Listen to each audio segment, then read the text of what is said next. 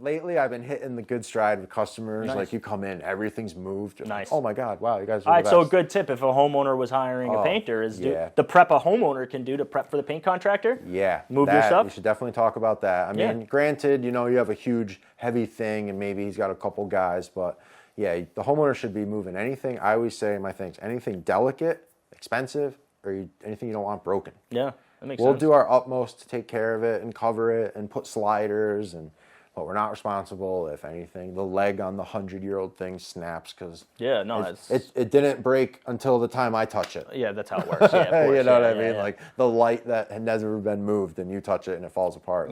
So you also have to put that in your contracts too. Mm-hmm. And, it's a learning experience. So move your furniture out of the way, get your stuff, get the delicate stuff out of the way. Yeah, all right, so it'll make it easier on the homeowner as well. Yeah, absolutely. Less time in your home. Yeah, that's important too. All right, so a better job. If I was hiring a paint contractor to paint one room, Mm-hmm. What could the turnaround time be on one regular room? Like how far out am I put with that room? Like if I wanted you to paint my master bedroom, like how many days am I sleeping on the couch? 2 days. Okay.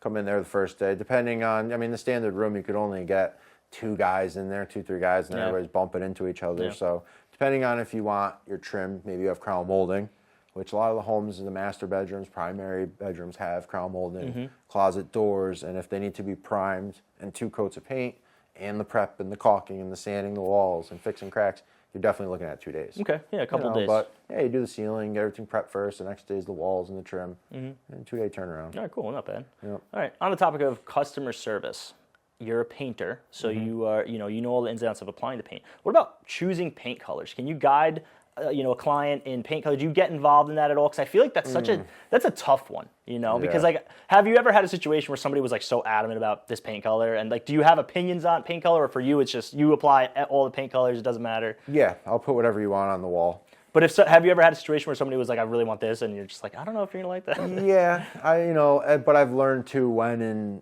and where to open my mouth. Yeah. Because a lot of times you're like, you don't want to talk yourself out of a job, but also too, you're like, oh, we just want to do this big accent wall, and I'm like, you probably should do the whole space if you're going to do that one wall, or maybe. So you try to, guide people too, but also it's their home and they're living there, so they're the ones that have to look at it. Yeah, so you can give them a little bit of advice based on experience, like what's going to look good. Like if they just paint 1 square foot of the ceiling, the white's never going to match. Right? Isn't that a big thing? Like the white ceiling color. Touch it up? There's not one white ceiling paint. I learned that too when I was younger. I got like 6 different color white ceiling paints in one room right now. And also the same white, even though it's the same brand from a different can, will not match too. Oh. Like I did that the other day. I went ceiling touch up. I said I still have the same paint in the van.